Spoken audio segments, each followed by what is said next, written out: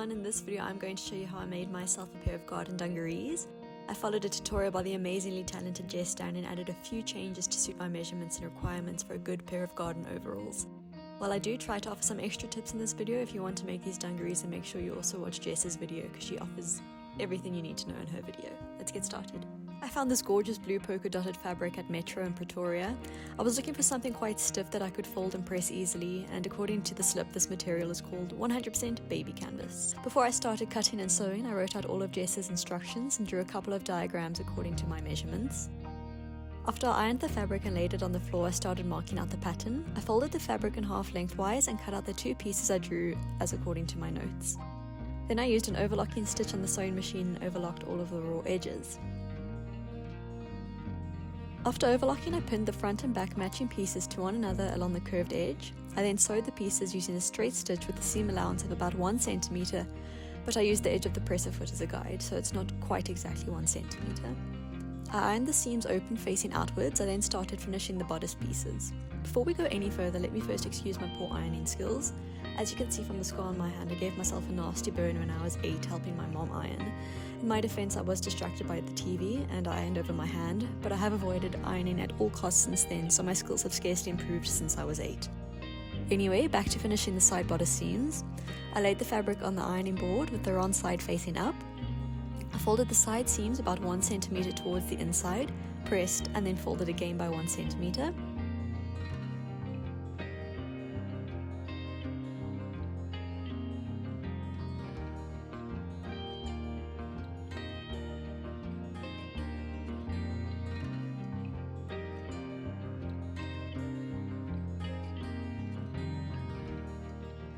I pressed the folded edges, pinned, and sewed closely to the edge of the folds.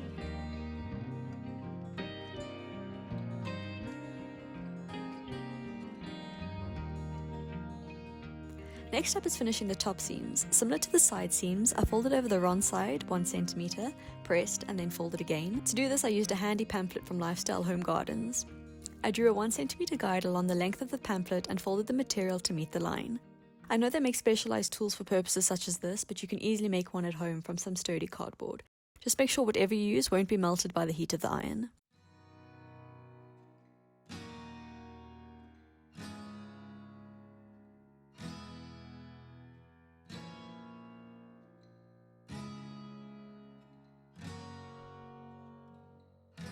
After pinning the fold, I sewed close to the open edge. After finishing the side and top seams of the front bodice, I did the exact same for the back piece.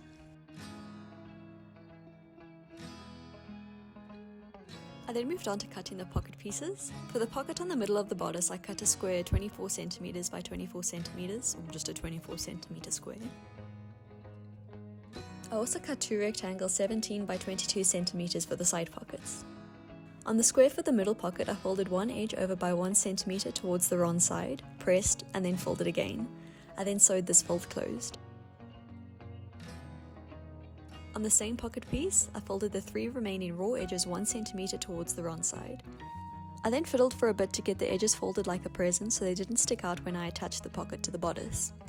After pinning the folded edges, I started positioning the pocket onto the front bodice. I measured 7 centimeters from the top of the bodice and 11 centimeters from the side. I then double checked the positioning to make sure it was even, pinned the pocket down and then sewed to attach. As you can see, I sewed 1 centimeter away from the edge of the pocket, which left the sides flappy, so I re-sewed around the edges, this time as close as possible to the edge of the pocket.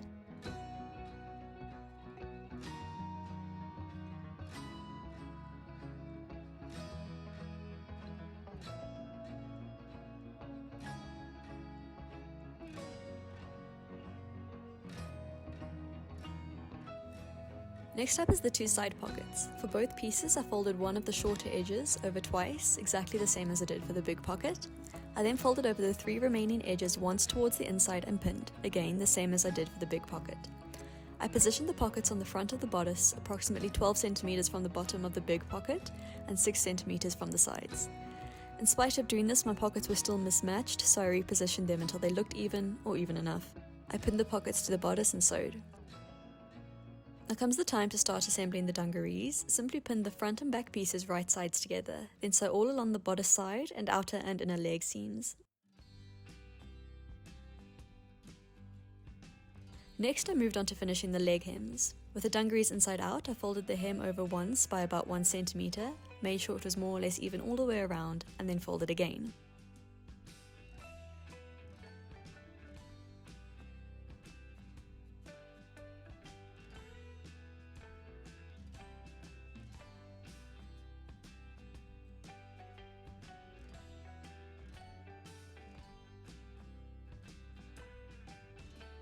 I then very nervously tried on the dungarees to 1, make sure they fit, and 2, to make them fit better to my body. I have to thank my amazing friend Natalie for showing me how to do this. Earlier this year we were bridesmaids at another friend's wedding and Natalie bravely made our skirts. As she lives about 1,500 kilometers away from the rest of us, we could only try on the skirts the morning of the wedding, and lo and behold the lengths needed to be altered. So she made us put on the skirts inside out and she pinned the hems to the perfect length. So I did the same for my dungarees. I put them on inside out and pinched the sides to where they felt most comfortable. I then pinned the sides to where I wanted to sew them. However, unlike hemming a skirt, I still needed to be able to get out of these things, so I drew a rough line where the pins were and then used this line as a guide to sew along.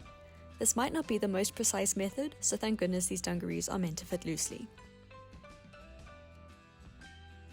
When trying on the dungarees, I also noticed that the back came up a bit high, so I altered that as well.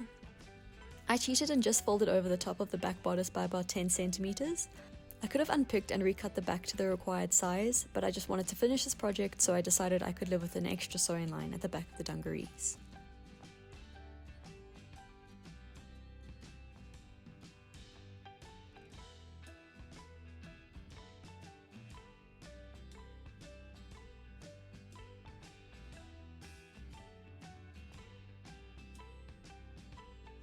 The last thing I needed to do was create the loops for the front of the bodice and the ties for the back.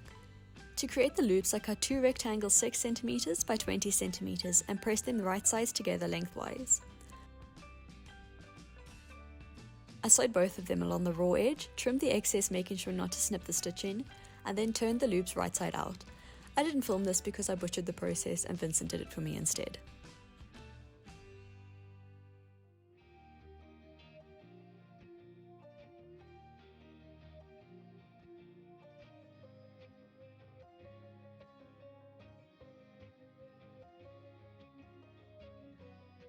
I pressed the loops, then started positioning them to the front of the dungarees. I noticed the loops would be a bit big, so I trimmed them to about 2/3 of their original length. I then positioned the trimmed loops to where I wanted them and pinned them in place.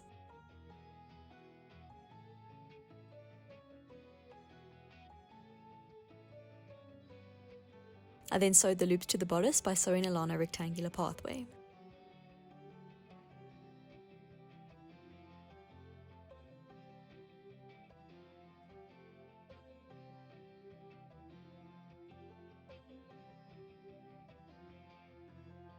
Lastly, to create the ties for the back, I cut 2 rectangles 10 by 20 centimeters and folded and pressed right sides together along the length. I sewed the long edges closed. I didn't film it, but I turned the ties right side out, then closed one of the short edges by folding the edges towards the inside of the tie and then sewed the end closed. I attached the ties to the back and then sewed them in place, again using a rectangular path.